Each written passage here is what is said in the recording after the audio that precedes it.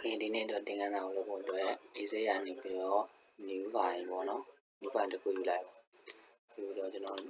ဒီပုံစံတိုင်းလေးတော့ပေါ့နော်ဒီပုံစံတိုင်းကနေမှဒါတွေက time new roman နဲ့ရေးပြီးတော့ဒီတိုင်းပေါင်းခတ်တာပေါ့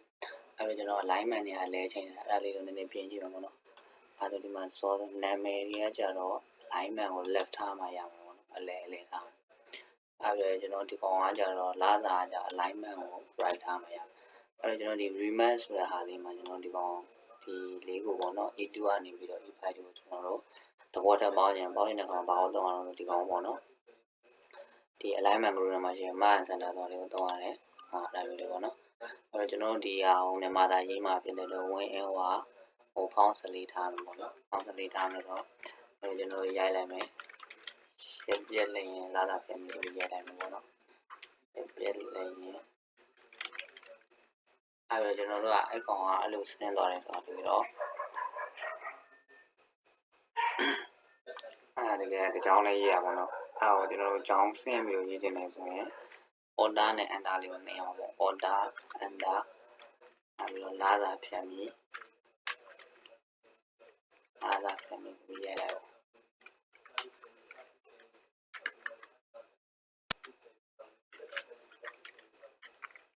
လာတာဖြတ်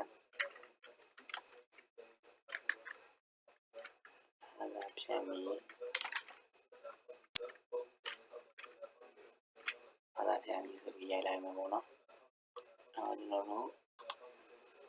ဟုတ်ပြီအဲ့ကောင်ကျွန်တော်ပေါ်ချင်တယ်ဆိုရင်ဟောဒါမျိုးလေးပေါ်ပြီပေါ့နော်လာတာပြန်ပြီးအဲ့ဒါမျိုးလေးပေါ်ချင်တယ်ဒီကောင်လေးဆွဲလိုက်ရင်ပေါ်ပြီပေါ့နော်ဟုတ်ပြီအဲ့တော့ကျွန်တော်ဒီကောင်ပေါ့နော်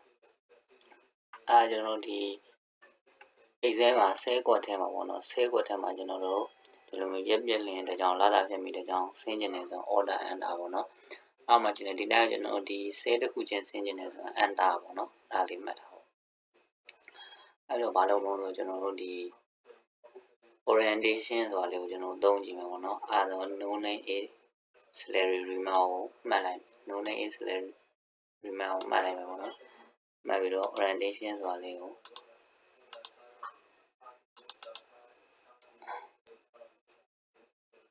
ကောင်က orientation လေးကိုကျွန်တော်တို့ဒီလိုလေးထားခြင်းပဲ okay ပါတီကအဲ့ကကျတော့ no name ရဲ့အပြောင်းမဲ့ဖြစ်နေပေါ့အဲ့တော့ကျွန်တော်တို့ဟောဒါမျိုးလေးဒီကောင်က orientation ဒီကောင်ကတခါလေဒီကောင်ကိုစာတွေဘာလို့ပုံလို့ကျွန်တော်ပြောင်းကြည့်လို့ရတာပေါ့ okay အဲ့ကောင်ကကျတော့ rotate text down စာကိုအောက်ကိုဆင်းတာပေါ့နော် rotate text no name ဆိုလေအဲ့မျိုးရပြီပေါ့နော်အဲ့ကျွန်တော်ကိုဆန်းကြည့်လို့ရပါပေါ့နော် okay အဲ့ဒါကျွန်တော်တို့ပုံမှန်တိုင်းပဲ file save as ဆိုပြီးတော့ daysys ဆိုပြီး save လိုက်ပေါ့နော် daysys ဆိုပြီး save လိုက်ပေါ့ဒီနေ့ကတော့ဒီလောက်ပါပဲပေါ့မေးချင်တာရှင်ကိုမမေးခဲ့လို့ရပါတယ်နောက်နေ့ကျမှပြန်တွေ့ပါမယ် okay အားလုံးကျေးဇူးတင်ပါတယ်ခင်ဗျာ